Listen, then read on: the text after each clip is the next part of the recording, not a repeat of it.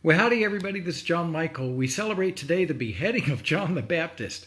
Wow, what are you willing to lose your head for? I have an old buddy who used to say, find out what you're willing to fall on your sword for. What are you willing to die for? And when you find those areas in your life, what are you willing to die for? Focus on doing those things. Now you're going to have passion and you're going to have real faithfulness. There are things that we sometimes have to do. Some people have to get a job and just be functionaries, but you're not willing to die for it. But you have to find those things in your life that you're willing to lose your head for. How about that? Are you willing to lose your head for Jesus? I hope you are. Some people just go to church. It's kind of a secondary thing, and if they really had to die for it, they would probably go somewhere else, or they would not go at all, or they would not be Christians.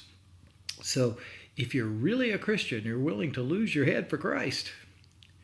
What does that mean? Oh, well, it means that the normal things of the secularist culture that we live in is now becoming increasingly anti-God and anti-Christian, and very specifically and anti-Catholic in a very big way.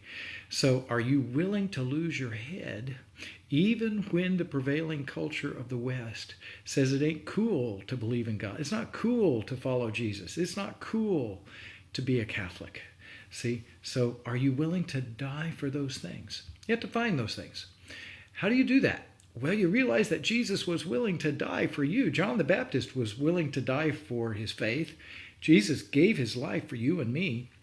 So when you realize that he died for each one of us, now we can respond and be willing to die for him, not out of law, not out of some kind of fanaticism, but simply because we love him so much. I pray that you love Jesus that much, that you're willing to give your head for Jesus, that you're willing to die for Christ so that you might find new life in him every day. That's my prayer for you. I love you. All things are possible with God.